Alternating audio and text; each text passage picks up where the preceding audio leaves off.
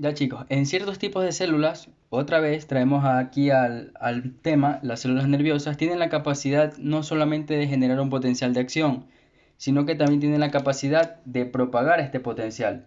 Es decir, que desde un punto donde se inició es capaz de recorrer todo el largo de la fibra. Si estamos hablando de una célula nerviosa, estaremos hablando de un axón. Esta propagación se da de la siguiente manera.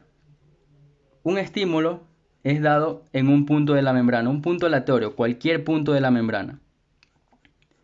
Este estímulo que llega a nivel de la membrana hace que a este nivel haya una despolarización. La membrana se despolariza. ¿Qué quiere decir esto?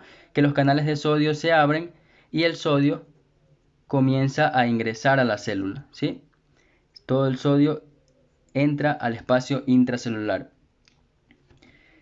Cuando este potencial de acción se desencadena en este punto, los puntos que están adyacentes comienzan también a despolarizarse. Se despolariza, se despolariza, se despolariza, se despolariza. Esta capacidad que tiene la neurona o el axón de que en un punto se genera el potencial de acción y este se distribuye a lo largo de toda la fibra se denomina propagación o impulso nervioso. Así es como se genera el impulso nervioso. Desde un punto en específico recorre a lo largo de toda la membrana. Y la característica es que se despolariza en ambos sentidos. Es decir, si yo estimulo en este punto, la despolarización ocurre hacia la izquierda, pero también ocurre hacia la derecha, hacia ambos lados de la fibra.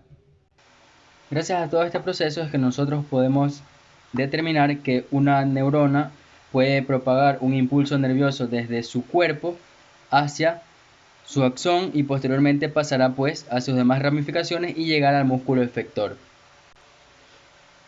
Esta propagación, que tiene la particularidad en el sistema nervioso, difiere un poco dependiendo de la fibra que nosotros estemos estimulando. Veamos cómo es esto.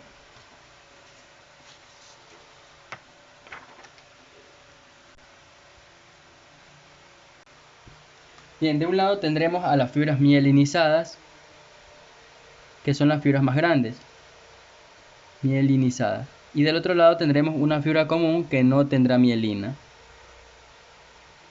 Anatómicamente sabemos que un axón mielínico está conformado por vainas de mielina, que obviamente no están alrededor de toda la fibra o todo el axón, sino que están en ciertos tramos. Entre vaina de mielina y vaina de mielina existe un pequeño espacio que se conoce como nódulo de Ranvier. Todo el resto de la fibra es axón y por lo tanto hablaremos de una célula como cualquier otra que tendrá su membrana y tendrá su citoplasma, y en el caso de un axón será el axoplasma. En este tipo de fibras esa propagación de la que hablamos no es tanto así, ya que debido a la estructura y a la presencia de la mielina, que es un aislante térmico que principalmente está conformado por lípidos, tiene un diferente tipo de transmisión y que se lo conoce como conducción saltatoria.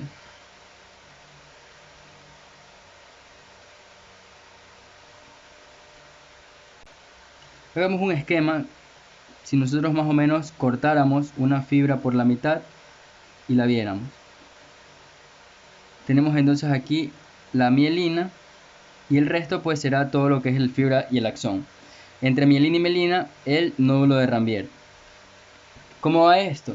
Supongamos que llegue un estímulo, cualquier estímulo. Este estímulo en este punto va a despolarizar la membrana, como lo habíamos dicho anteriormente. Es decir, el sodio tendrá permeabilidad y comenzará a entrar desde el líquido extracelular al líquido intracelular, en este caso el axoplasma. Cuando este potencial se genera aquí, normalmente cuando dijimos que se propagaba, es que justo adyacentemente a él se produzca otro potencial de acción y así sucesivamente.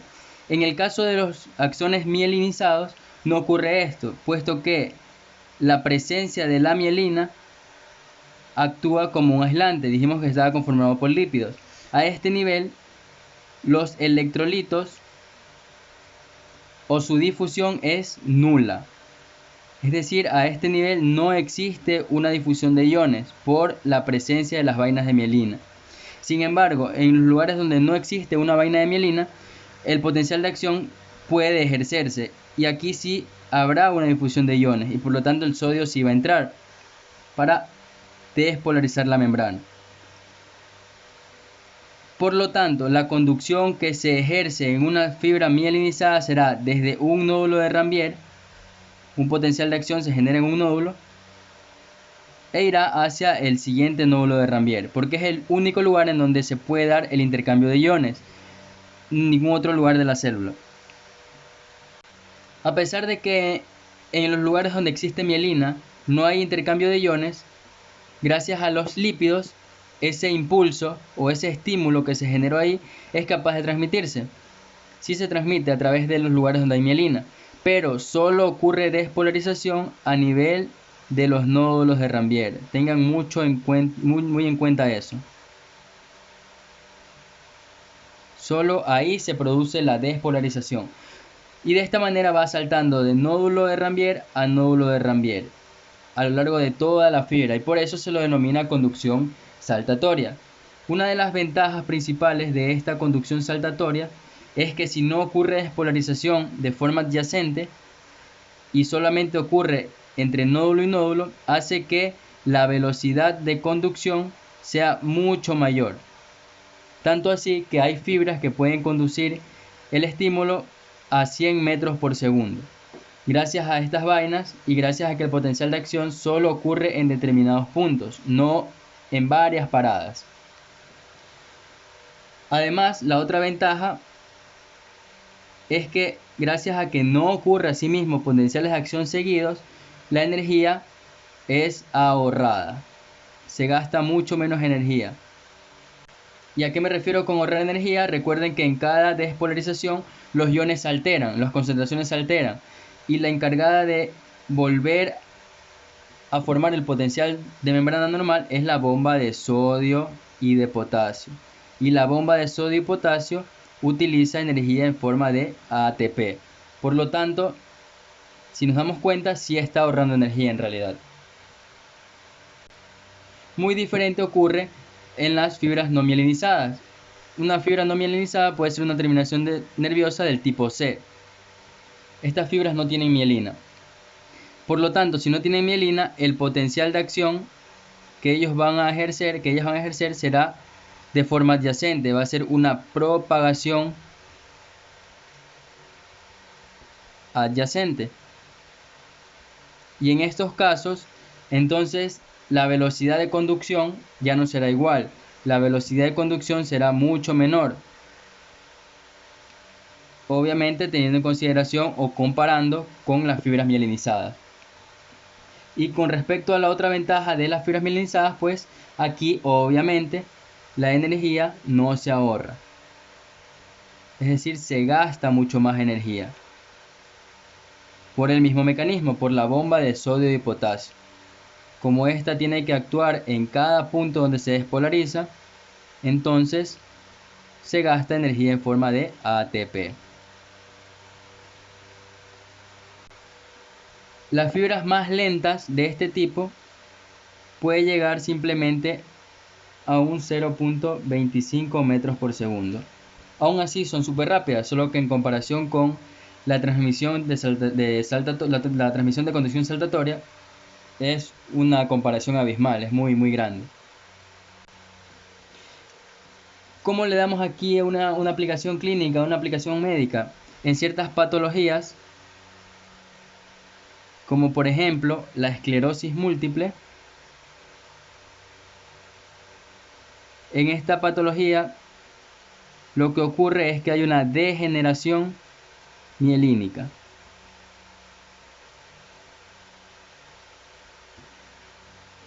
Démonos cuenta que la mielina es súper importante cuando hablamos de conducción saltatoria, porque permite que primero la conducción sea muy veloz y segundo se ahorre energía. Por lo tanto, en los casos de esclerosis múltiple, que habrá degeneración mielínica, la velocidad de conducción de los diferentes tipos de axones mielínicos será menor, se reduce.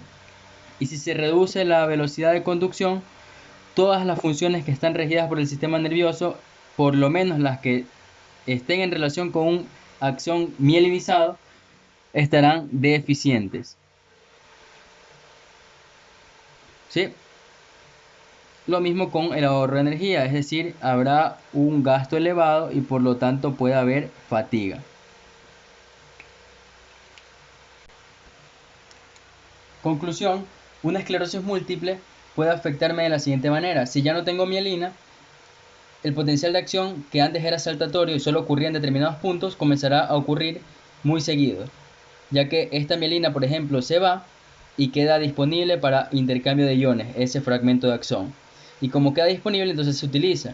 Y de esta manera va haciendo que el impulso nervioso sea más lento, más lento, más lento, porque hay más potenciales de acción. Ya chicos, todo lo que hemos hablado hasta ahora ha sido más o menos acerca de un potencial de acción del tipo en espiga. Ahora vamos a ver más o menos lo que significa un potencial en meseta. ¿Cómo se da esto? ¿Por qué se da esto? ¿Y por qué hay tejidos que necesitan de un estímulo externo, como por ejemplo estímulos a nivel de la piel, una presión para que se pueda provocar un potencial de acción? ¿Y por qué hay otros que en cambio su potencial se comienza a repetir de forma indefinida, como por ejemplo el corazón? Vamos a analizar más o menos cómo es esto. Tranquilos chicos, no se duerman, que ya casi terminamos. En ciertos casos, la membrana que fue excitada no se despolariza súbitamente, es decir, que no comenzó un potencial de acción y no descendió por las mismas, por decirlo así, sino que esta membrana permanece despolarizada por un tiempo y que si lo graficamos nos da como resultado una meseta. Este tipo de potenciales de acción se da principalmente en las fibras cardíacas, en el músculo cardíaco, en el guachito.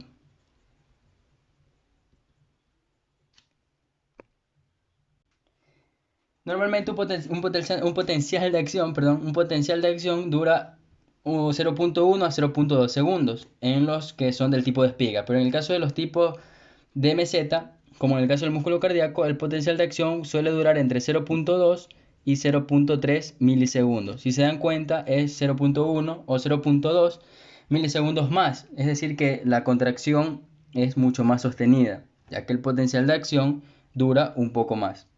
¿Cómo va esto? ¿O qué causa que este potencial sea en meseta?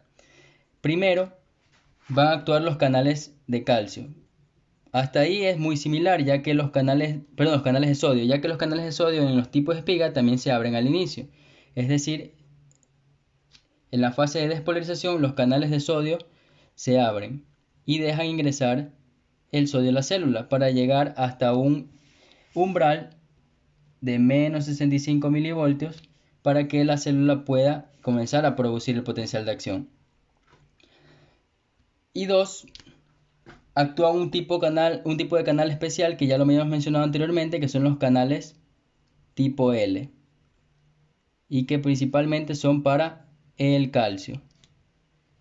Estos canales de calcio reciben el impulso al mismo tiempo que los canales de sodio. Sin embargo, como son de tipo L, son canales lentos y por lo tanto se abren lentamente. Cuando los canales de sodio ya se han abierto y llega al máximo de potencial de acción, los canales de sodio se cierran. Y cuando los canales de sodio se cierran, recién los canales de calcio se abren. Y estos canales de calcio dejan entrar el calcio a la célula. De esta manera, como también es un ion positivo, mantiene despolarizada por más tiempo la membrana, formando la dichosa meseta. Por lo tanto, la responsable de la meseta es la carga positiva del ion calcio.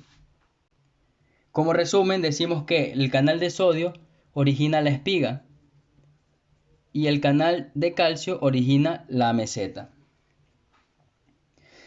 Un tercer mecanismo que me hace que el potencial de acción se vuelva meseta es que los canales de potasio también se abren de forma lenta. Estos no se denominan canales tipo L, pero son canales de potasio lentos. Los canales de calcio, cuando ya se mantienen un momento abiertos, se cerrarán. Cuando se cierren estos canales de calcio, recién se comienzan a abrir los canales de potasio.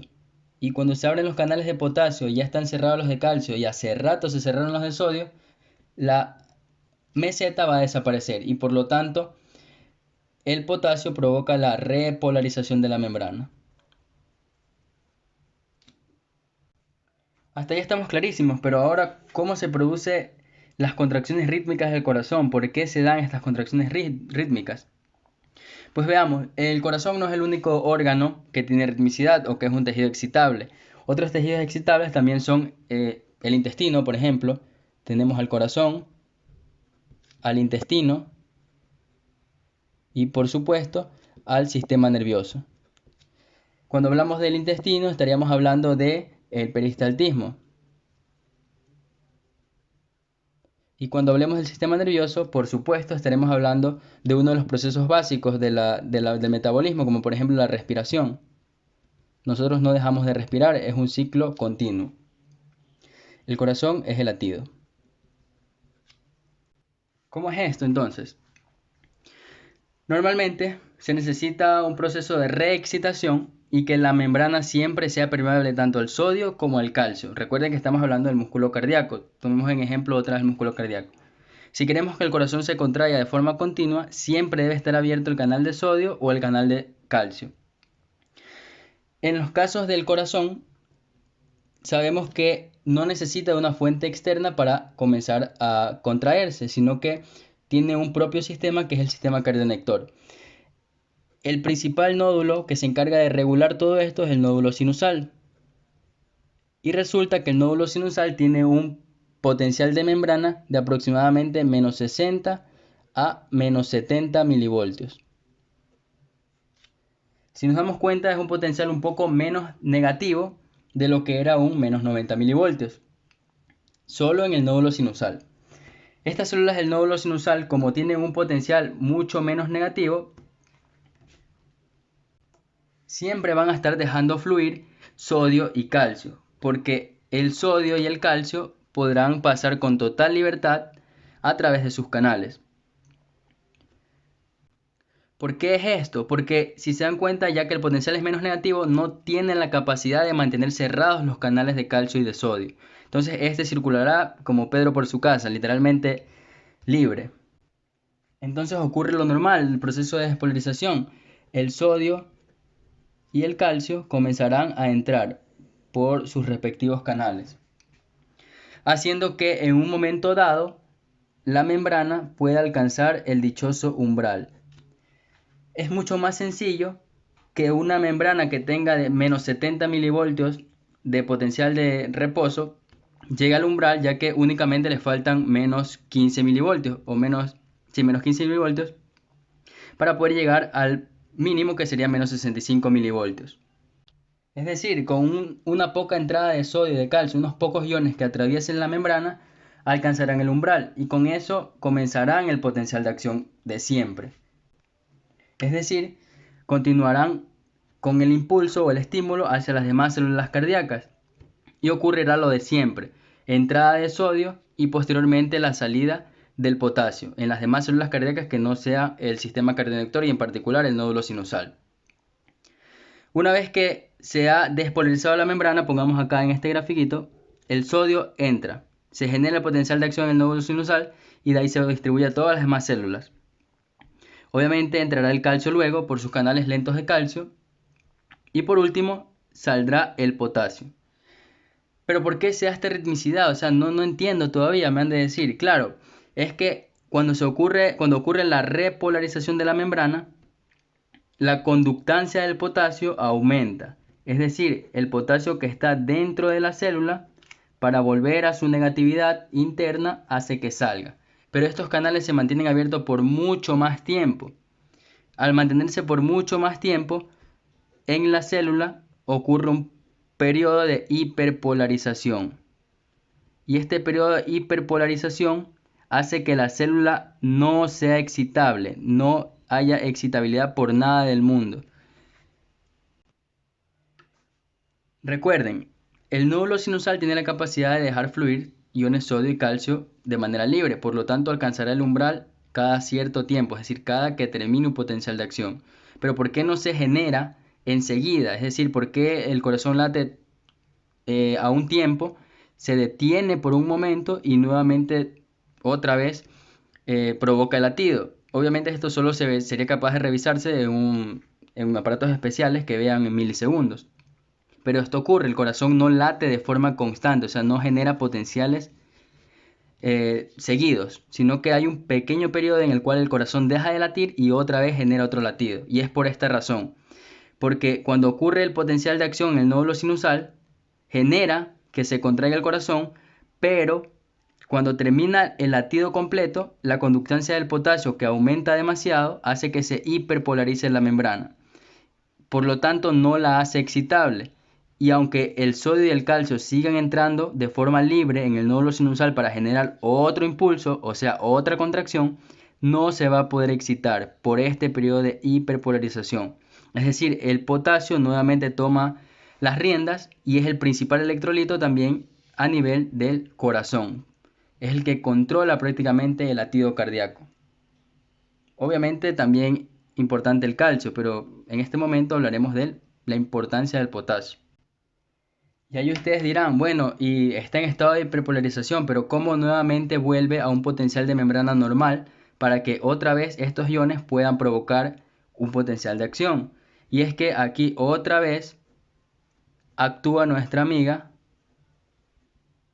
ya ustedes han de saber, ya lo han de tener hasta de memoria, la bomba de sodio y de potasio. Entonces ella otra vez regula todo ese potasio para poder volver a sus niveles normales. Es decir, comienza a sacar el potasio, perdón, comienza a sacar el sodio y comienza a meter el potasio que se ha escapado. Y de esta manera pues otra vez retoma el potencial de membrana para generar después otro latido. Y así funcionan los demás órganos, tanto la respiración como la peristalsia. La peristalsia, en ese caso, ya no sería el que manda el nódulo sinusal, sino el sistema neuroentérico o el sistema entérico. Y este sistema entérico está formado o está regido por un tipo de células especiales similares al nódulo sinusal, solo que estas son miocárdicas especializadas y en el caso del intestino son las células intersticiales de Cajal y son células nerviosas. En el caso del sistema nervioso en la respiración, está regulado pues por los centros respiratorios. Y lo que es intestino y sistema nervioso en cuanto a ritmicidad, lo veremos cuando veamos fisiología del tracto digestivo y fisiología nerviosa. Por el momento estamos en corazón porque es lo que vamos a ver primero. Hasta ahí lo que es ritmicidad. Ahora pasemos a un tema final que serán los periodos refractarios. ¿A qué me refiero con periodos refractarios? Son aquellos periodos en los cuales las membranas de las células pueden ser excitables o no pueden ser excitables dependiendo o de acuerdo a diferentes tipos de características. Existen dos tipos de periodos refractarios, el periodo refractario absoluto y el periodo refractario relativo. El periodo refractario absoluto nos indica que una membrana no puede ser excitada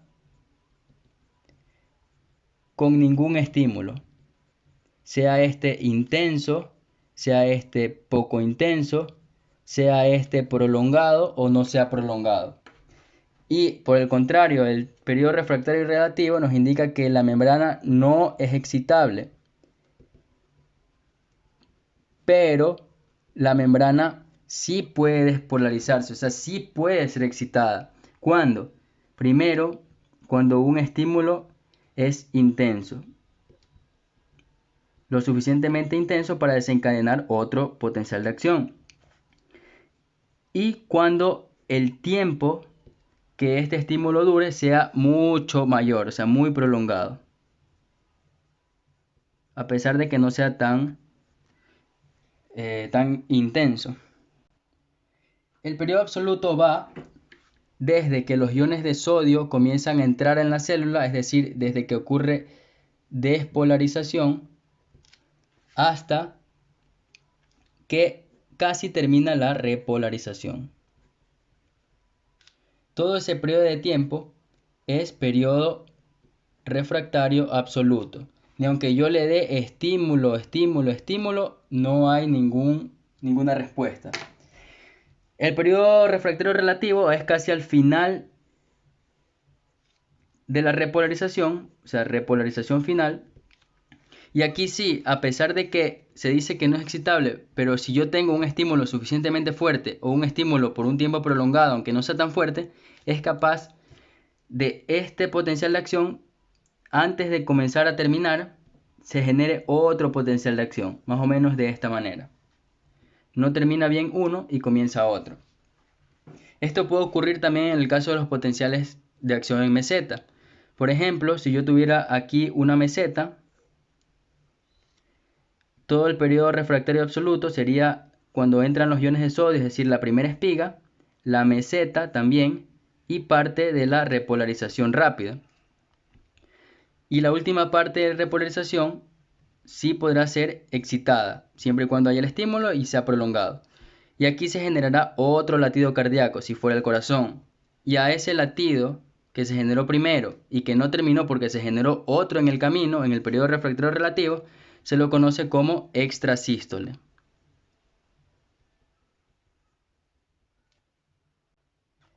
Y para terminar, existen dos conceptos básicos que son muy importantes dentro del estudio de fisiología y que probablemente se los pueden estar tomando, por eso se los menciono, que es cronaxia y reobase.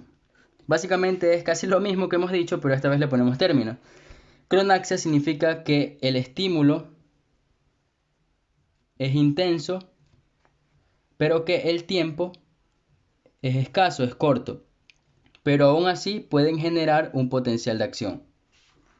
Por el contrario, reobase significa que el estímulo es débil o mínimo para poder producir algo y el tiempo que se mantiene dando este estímulo es mayor. Ambos también tienen la peculiaridad de poder dar un potencial de acción. En ambos casos se produce un potencial de acción, solo que difiere en cuanto a intensidad de estímulo y en cuanto a duración de tiempo. Y hasta aquí hemos terminado, chicos, la clase del día de hoy. Es un poquito larga, me disculparán. Ah, no, cacho. Me faltó mencionar algo que casi se me pasa por alto y es la utilidad práctica de todo esto con farmacología.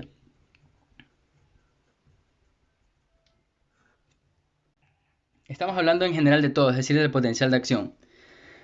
La farmacología del potencial de acción es muy interesante, pero vamos a resumirlo simplemente en un tipo de fármaco que son los anestésicos locales. Los anestésicos locales tienen la capacidad de bloquear el potencial de acción. En particular, el potencial de acción nervioso. Estamos leyendo anestésicos, por lo tanto, el potencial de acción nervioso. ¿Cómo va esto? Los anestésicos locales lo que hacen es bloquear a los canales de sodio. Estos canales de sodio, cuando son bloqueados, obviamente ya el sodio no ingresará a la célula, por lo tanto no podrá determinarse un potencial de acción. Ese es básicamente el mecanismo de todos los anestésicos locales. Entre los anestésicos locales más importantes y que tienen casi el mismo mecanismo de acción y que se utilizan a nivel intrahospitalario, porque sí lo he evidenciado, es la lidocaína. Esta lidocaína es infiltrada, es decir, es una solución inyectable.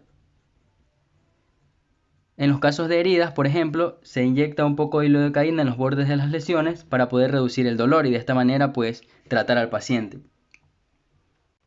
Recuerden que la anestesia o se quita el dolor mediante el bloqueo de los canales de calcio. Si no hay transmisión porque no hay potencial de acción, obviamente el paciente no sentirá dolor. ¿Y a qué nivel bloquea la lidocaína los canales de sodio? Los bloquea a nivel de los nódulos de Ranvier, a ese nivel. Recuerden que la mielina es un aislante, por lo tanto tampoco actúa a nivel de la mielina, sino a nivel de los nódulos de Ranvier, donde no haya mielina. Otro fármaco anestésico que podemos mencionar también es la benzocaína.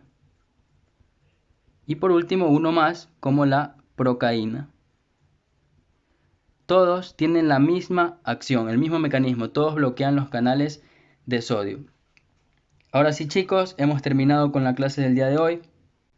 Espero que se haya podido comprender y si no, si tienen algún tipo de pregunta, no duden en realizarla. Estamos para ayudarlos. Recuerden estudiar, repasar mucho a pesar de todo lo que está sucediendo. Cuídense, bendiciones. Bye bye.